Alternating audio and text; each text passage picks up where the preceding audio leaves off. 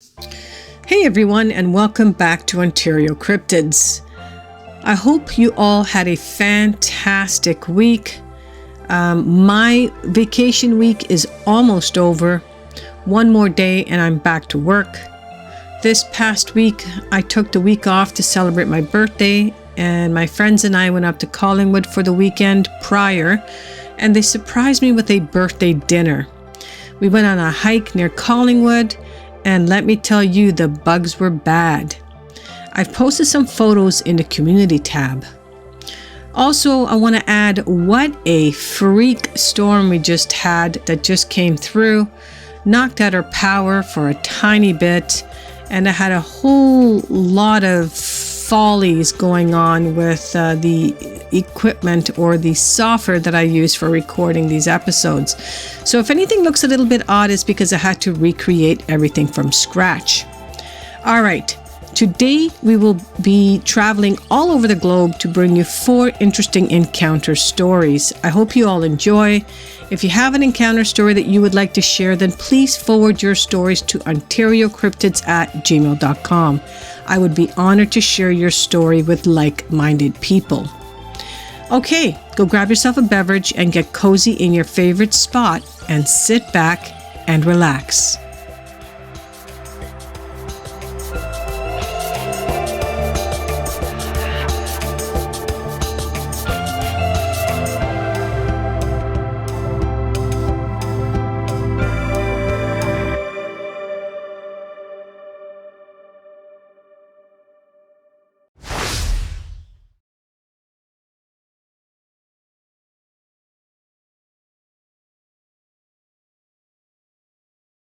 This first encounter story takes place on June 16th of 2000.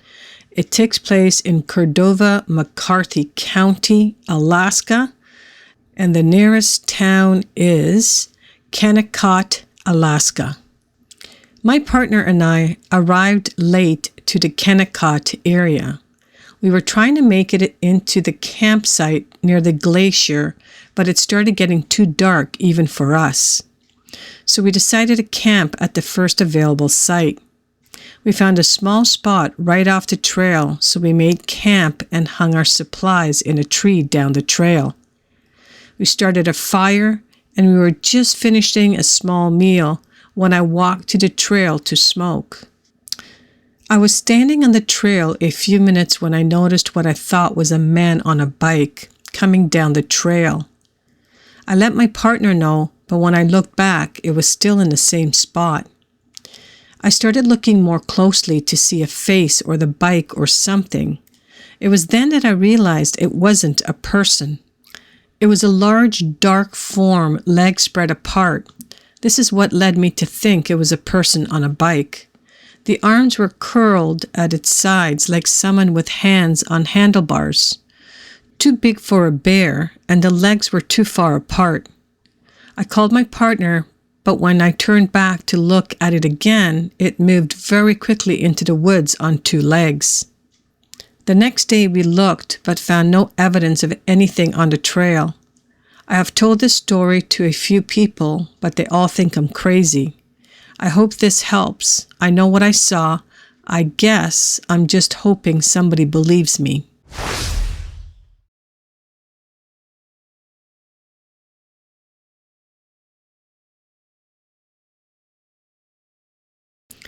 All right, this next one takes place August 25th of 2021, and we're going to the province of New Brunswick, Canada. The nearest town is Sackville. I was driving our truck and following Scott, my husband, driving his tractor out of what has become known as the Tower Road. We turned onto Walker Road heading northeast towards Highway number 2. It was a nice sunny morning, and we were both wearing short-sleeved t-shirts. As we approached the first of 2 crests, I watched a man casually walk across the dirt road in the distance ahead in a southerly direction. Both sides of the road were forested. It took him about 4 to 5 steps to get across the road, which is about 10 meters, 35 feet wide. I thought to myself, this guy is huge. My first thought was that it was a Bigfoot, but I never heard of any Bigfoot sightings in New Brunswick, so I dismissed the thought. This guy was at least 2 meters, 7 feet tall, and appeared to be wearing heavy winter clothing. The only thing I could see was his silhouette, no colors. He looked like he was wearing a toque with ear flaps that went to his shoulders, somewhat similar to an aviator or trapper's hat, where the forehead portion was flat. He also appeared to be wearing a heavy winter jacket that went to his knees. The sleeves or his arms were long and almost reached his knees.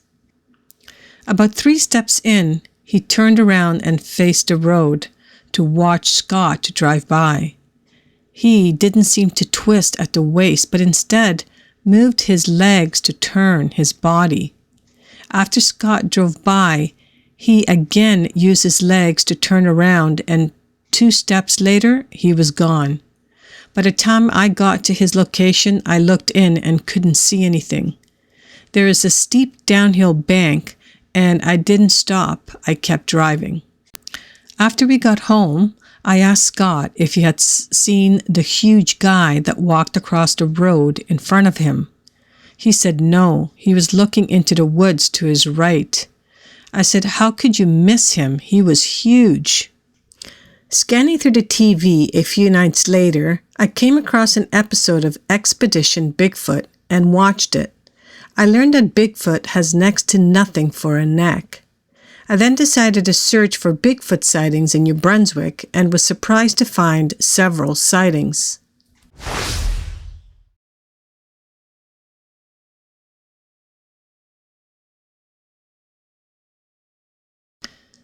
So this next one takes place on October 15th of 1977, and we are going to Langtang, Nepal, and we are going to be going to the Valley of Langton Lerong.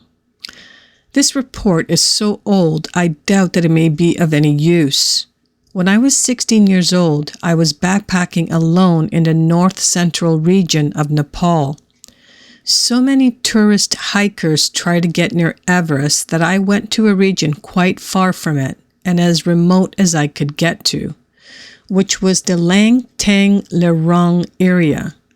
I didn't have a tent and took refuge from the cold with yak herders on occasion. One night near Chumki, I heard many long series of howls. I asked the Sherpa guide through gestures what the hell that is, and he said Yeti, with the unremarkable exuberance that a resident of Arizona may have when hearing a coyote sound off. Several days later, I was on top of a little hill looking down in all directions from about 20,000 feet. Below me was a glacier, and from the thick brush, a huge brownish-colored beast came out and climbed slowly across the glacier. This took about 5 minutes. It then went into the thick brush on the other side of the glacier. This was an extremely remote and rugged area. I would say that there was no possibility that it could have been a Goliath-sized Sherpa, 20 miles away from any yak pasture, in a full-length beaver coat. I took a photo of it with my new camera I bought in Europe. I was not too adept with using it, and 6 months later, when I had the film developed, the photo came out a little overexposed from the bright white background of the glacier. There was clearly a large dark object visible in the middle of it though, but not with clarity. I considered going down to take photos of footprints in the ice and mud, but I was struggling to breathe, and that side of the mountain was extremely thick and nasty.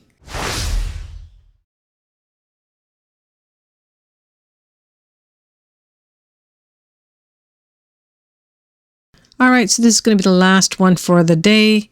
This takes place in 1987, and we're going to be going to Victoria, Australia, and the nearest city is Cranbourne.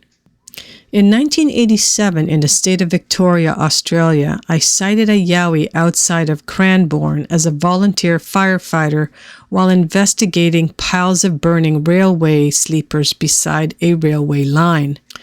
This was the second time I had seen a Yowie, as I had seen a Yowie in 1983 in Hallam with my sister at a creek that slices through cattle fields that back up to a large housing estate where we live.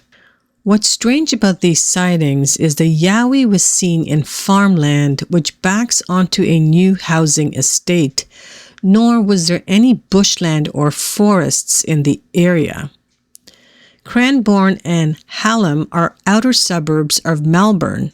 The area where the Yowie was seen was farming and grasslands with hardly any trees around, mostly just along the railway line, or the odd bush of tree sitting in the middle of a field, which was used mostly for cattle. In the 1987 sighting, the beast was also seen by my father and several other firefighters from the Hampton Park Fire Brigade, all from a distance. I was lucky to see the beast up close. I did give pursuit of the Yowie with the aim of trying to capture it, thereby becoming rich and famous. I was on foot at the time when I first sighted the beast. My father was driving the small four-wheel tanker, which was further down the line, where another fire crew was with a larger tanker. They were just investigating, as no real effort has been made to put the burning piles of sleepers. It appears railway line workers were just burning off old sleepers in piles along the line. I had a knapsack and was told by my father, who is an officer, to put out a pile of sleepers. When I first spotted the Yowie walking along the railway line towards me, I thought it was a man at first. But as it got closer, the way it walked and acted, I quickly realized it was not a man. Having seen a Yowie before, I quickly realized what it was. The beast came within around 100 meters of me before heading into the grass field, where I gave pursuit on foot. However, my father, along with the other crew, had also sighted the beast and quickly followed me through the field, where they both managed to catch up with me. They ordered me to abandon the chase at once. My father was saying just leave whatever it was alone since it wasn't harming anyone.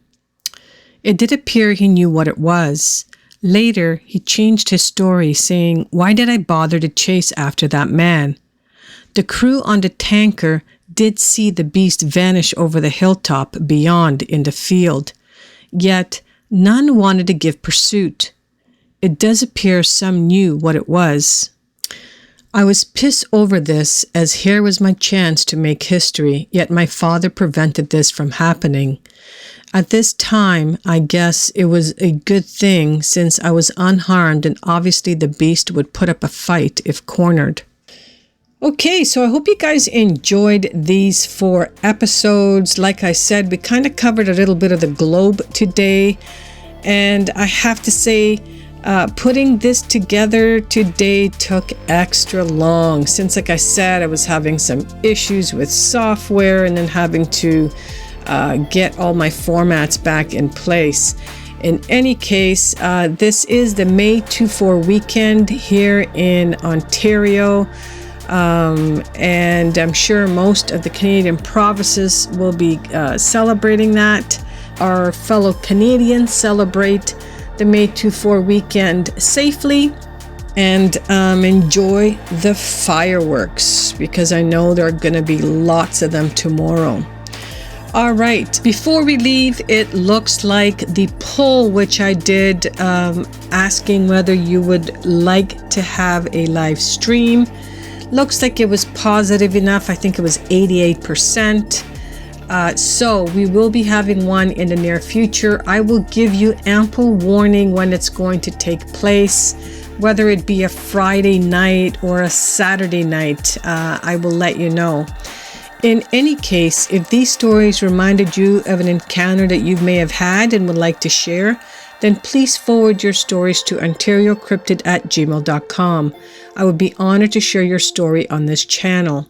Thank you guys for listening until the end. I truly appreciate it. Please hit that like button on your way out and smash the subscribe button if you're new to my channel. And don't forget to hit that notification bell. That way you're going to stay up to date with all my latest uploads. Now, have a fantastic long weekend, everybody, and I hope to see you all next week right here on Ontario Cryptids.